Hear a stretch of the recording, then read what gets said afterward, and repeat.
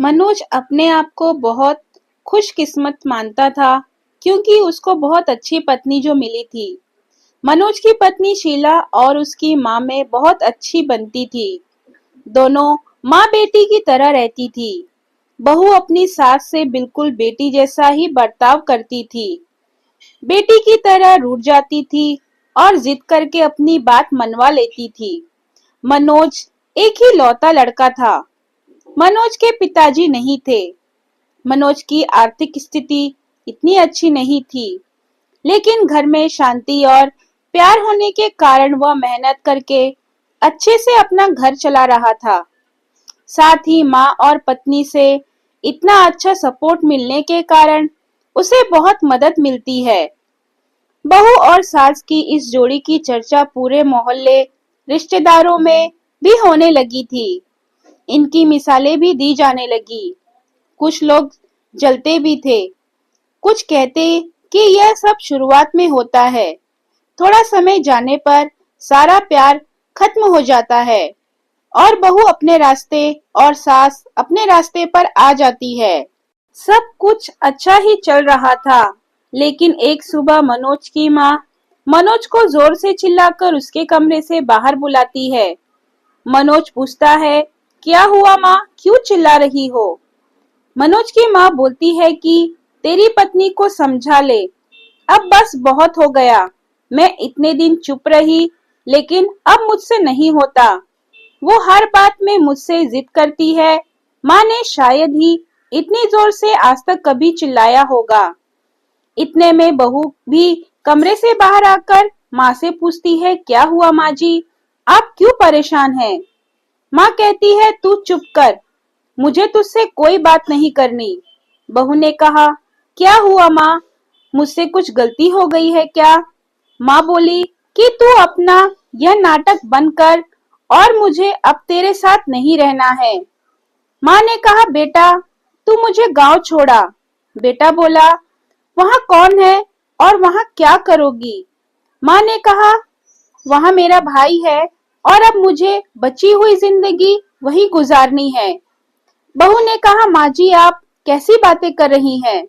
इस उम्र में आप वहाँ क्या करेंगी और मामा जी के पास कितने दिनों तक रहेंगी?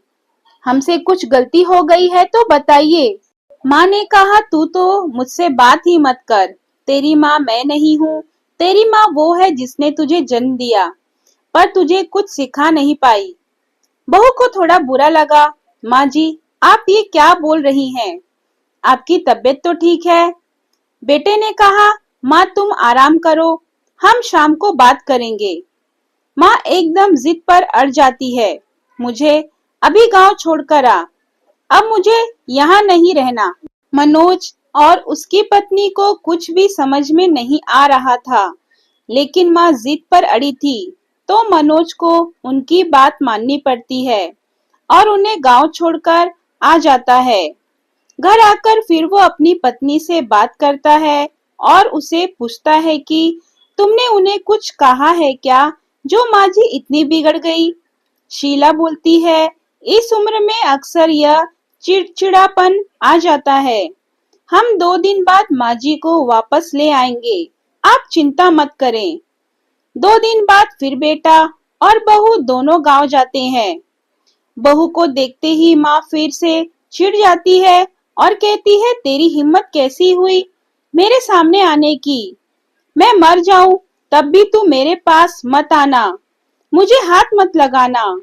बहू को यह सुनकर जोर से रोना आ जाता है। वह रोते हुए कहती है कि आप ये क्या अनाप शनाप बोल रही हैं? मैंने ऐसा क्या कर दिया जो आप इस तरह नाराज हो गई हैं?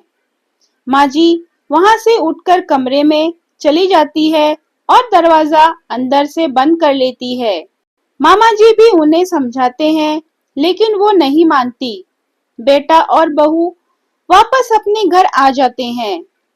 बहू अपने कमरे में बैठी रोती रहती है। मनोज भी कुछ भी समझ नहीं पा रहा था। माँ जी को गए अब 15 दिन हो गए। इतने दिन तक उनसे दूर ना बेटे को रहने की आदत थी और ना बहू को। मनोज की पत्नी उन्हें फिर गांव जाने को कहती है। और कहती है, जैसा मैं बोलूं वैसा ही वहां जाकर करना। मनोज जाता है और माँ को कहता है, माँ, तुम्हारी बहू सीढ़ी पर से गिर गई है और 5 दिन से तुम्हें याद कर रही है। माँ एकदम से बोलती है, क्या 5 दिन, और तू अब बता रहा है? वो फटाफट तैयार होकर मनोज के साथ वापस आ जाती है। साथ में मामा जी भी आते हैं। माँ घर पहुंचकर जोर से पुकारते हुए दरवाजे से आती है, बहू, बहू, और बहू के कमरे में जाकर बिस्तर पर सोई बहू के गले लग जाती है और रोने लगती है। बहू भी माँ जी से मिलकर रोती है। फिर बहू कहती है, जब आप मुझसे इतना प्यार करती हैं, तो वहाँ क्या बैठी हैं 15 दिनों से? माँ जी कहती है, तुमने झूठ बोलकर मुझे बुलाया। हाँ, पर पहले ये तो बताओ, आप ऐसा बर्ताव क्यों कर रही थी? आपको मेरी कसम। माँ जी बहू के फिर गले लग जाती है और कहती है, बेटा, उस दिन जब मंदिर में मैं आई तो मैंने तुम्हारी और मनोज की बातें सुन ली। तुम बोल रही थी कि अभी हम संतान नहीं कर सकते क्योंकि उसकी ठीक से परवरिश नहीं कर पाएंगे। मैं तुम दोनों पर बोझ बन गई। मेरी वजह से तुम न जाने कितने चीजों से समझौता कर रहे हो। इसलिए मैंने यह नाटक किया ताकि तुम दोनों यहाँ रहो और अपनी जिंदगी और अपने सपने और अपने बच्चों को इस दुनिया में ला सको। मैं अब कितने दिन रहूंगी? बहू और मनोज दोनों भी माँ जी की बातें सुनकर रोने लगे। बहू बोलती है, अगर आप दोबारा ऐसा करेंगे तो हम कभी अपनी संतान नहीं आने देंगे। आप हम पर बोझ नहीं है। माँ जी, एक बात बताइए, क्या आपको हम बोझ लगते हैं? जब कोई माँ अपनी संतान को बोझ नहीं समझती, तो फिर बेटे और बहू कैसे ऐसा सोच सकते हैं? और जो ऐसा सोचते हैं, वो इंसान नहीं है।